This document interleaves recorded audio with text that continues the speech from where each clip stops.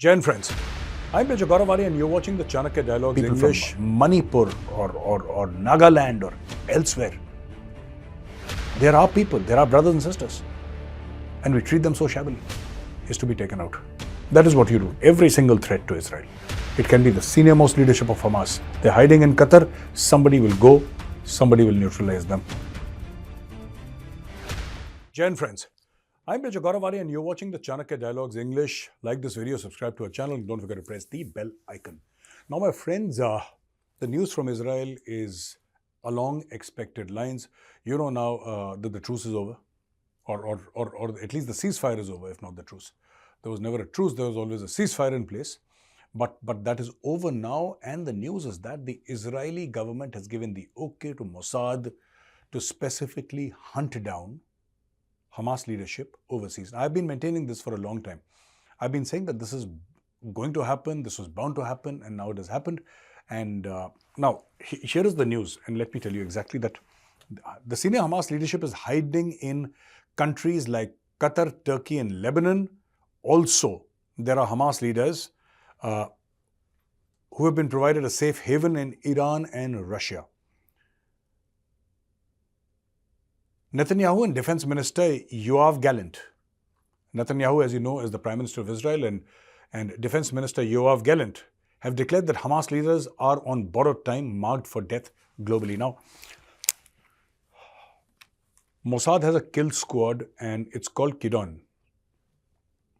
Kidon are a bunch of highly trained assassins who work for the Mossad, and when Mossad wants people taken out overseas, it lets loose these killers of Kidon. These people from Kidon are some of the most highly trained special operatives in the world.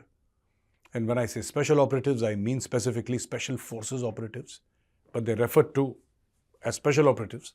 And these special operatives go over, these are the guys who will wear civilian clothes. They are masters of disguise. They are masters of assassinating with a wide variety of tools, like maybe a sniper rifle or a knife or a rope or a piano string or poison, making a death look like an accident. This is what Kidon does. Now, there is a film, and it's a very real-to-life film. I often don't quote films, but this is a real-to-life film, and it's called Munich.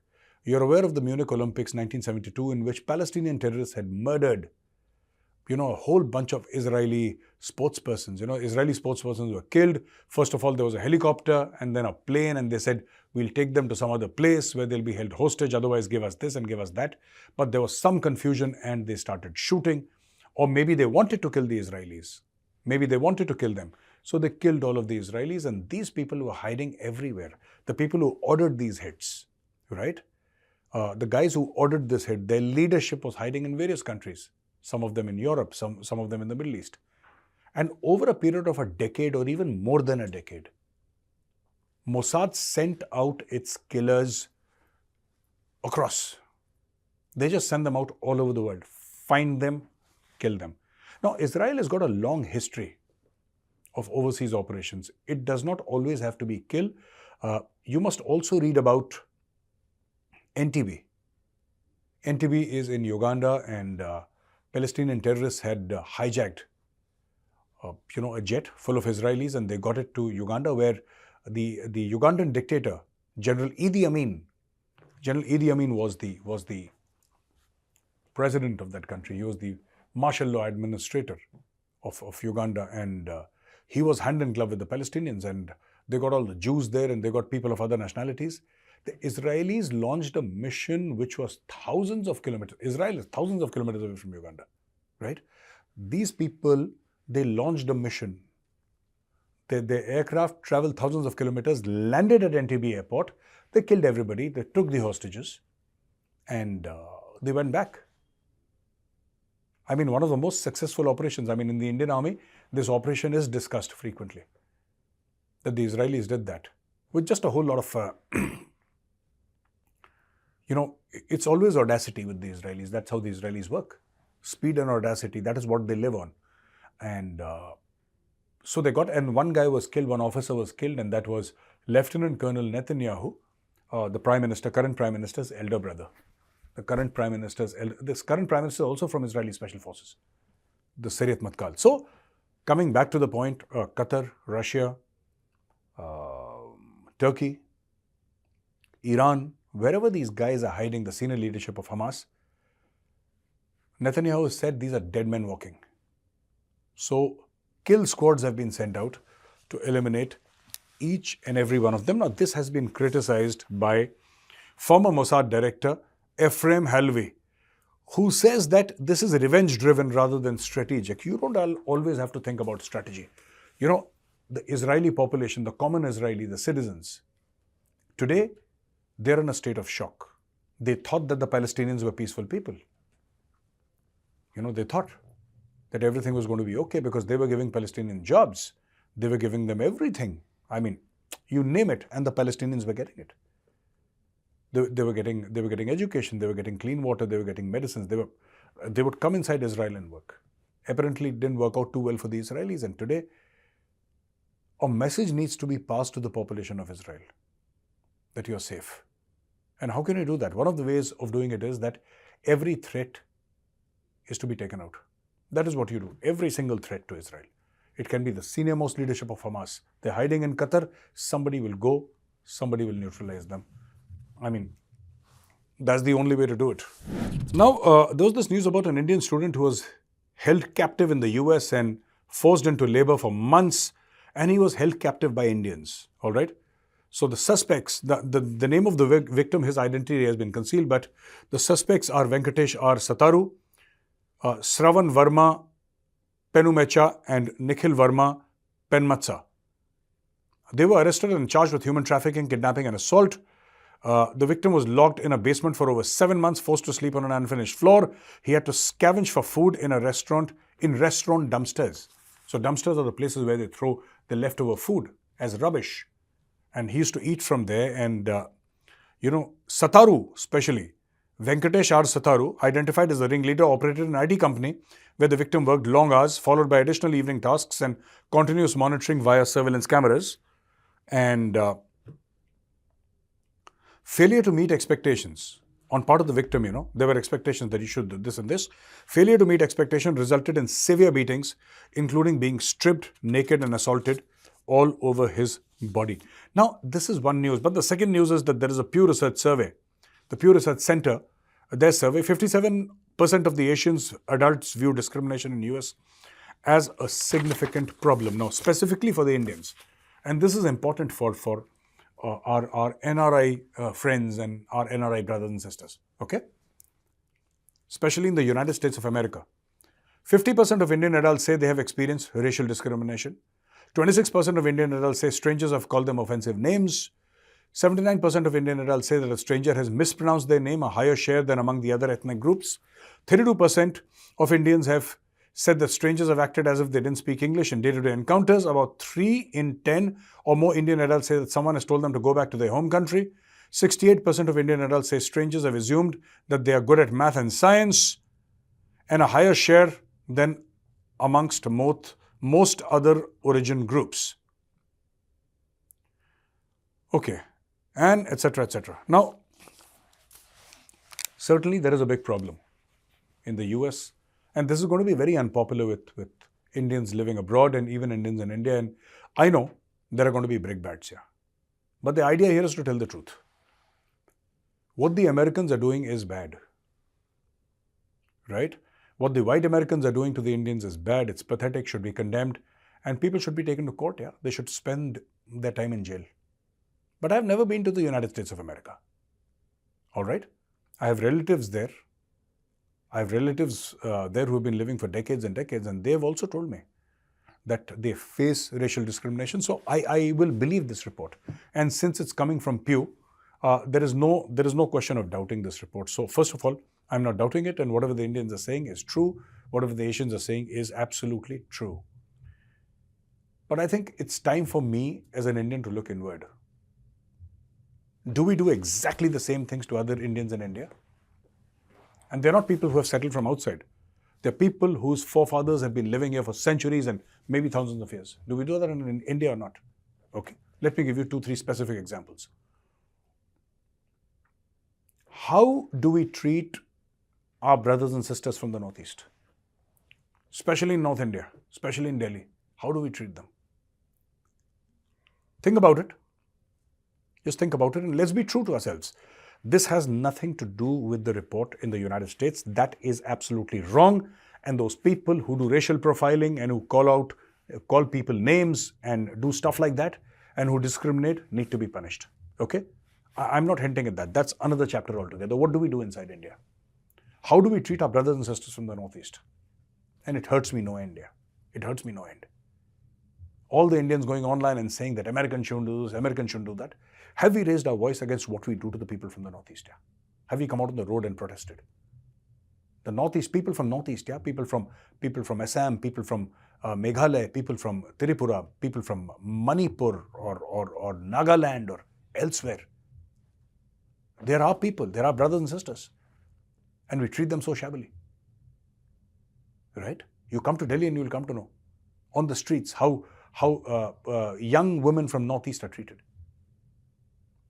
And I'm not saying everybody does that, okay? But in America, everybody does not practice discrimination. There are people who do, sure. And there are very decent people also there. Like in India, a vast majority of the people don't do this, but some of them do. And it is those some of them who need to be punished very severely. You judge a woman by the clothes that she wears.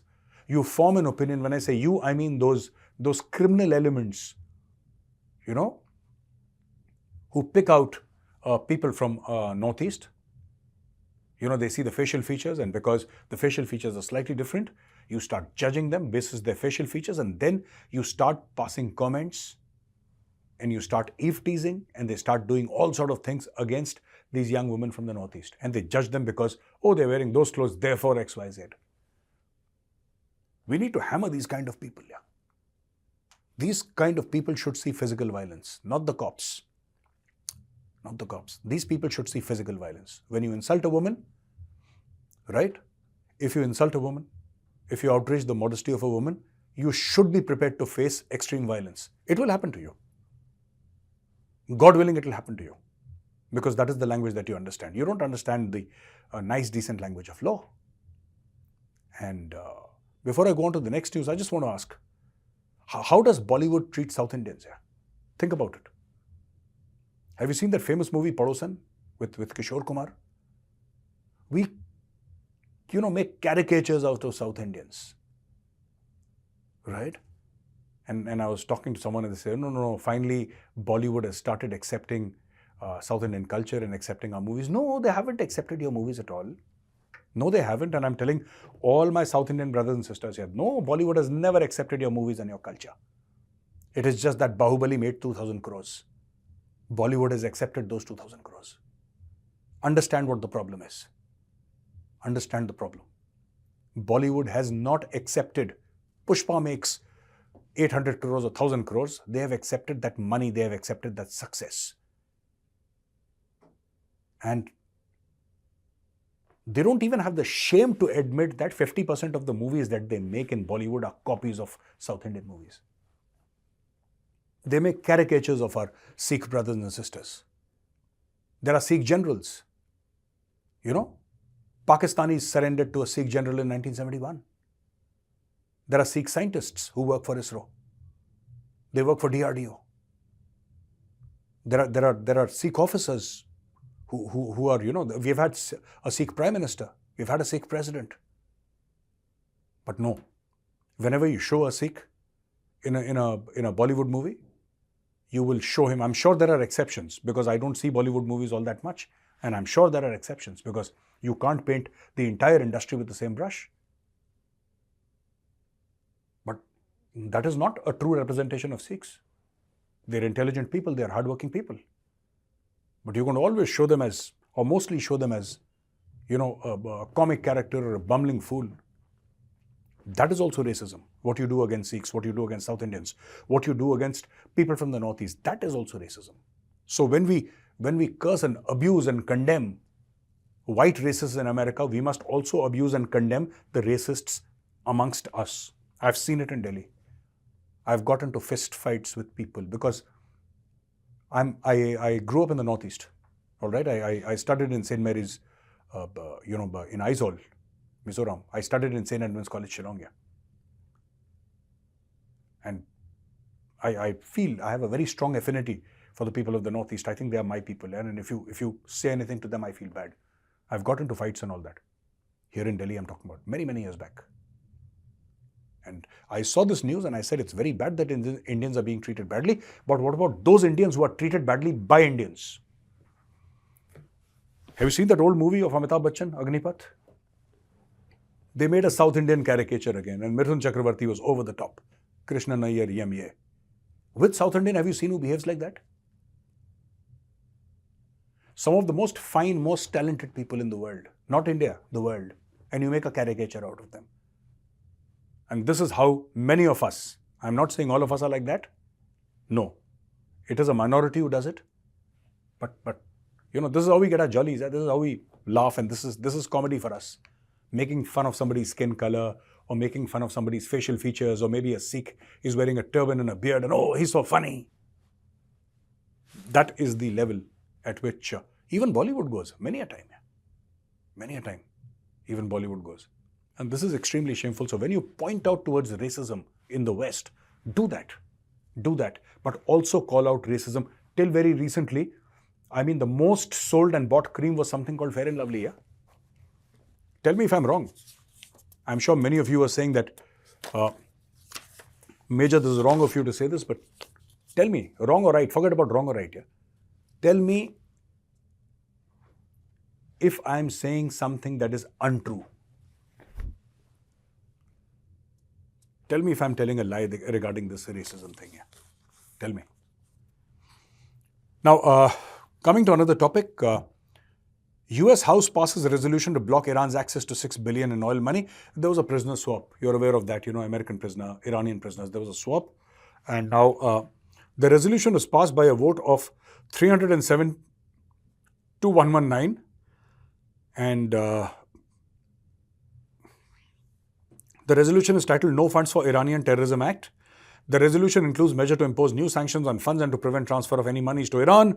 The $6 billion was frozen in South Korea after the US reimposed sanctions on Iran in 2018. The money was released as part of the prisoner swap.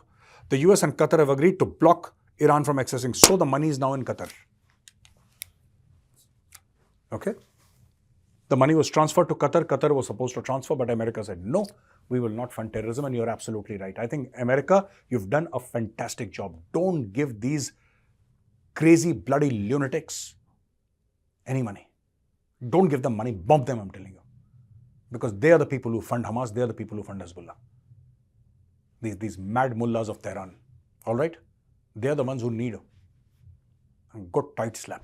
So, ladies and gentlemen, I hope you liked this video. And if you did, press the like button. Subscribe to our channel. Don't forget to press the bell icon. Jai Hind, Vande Mataram, Bharat Mata Ki Jai.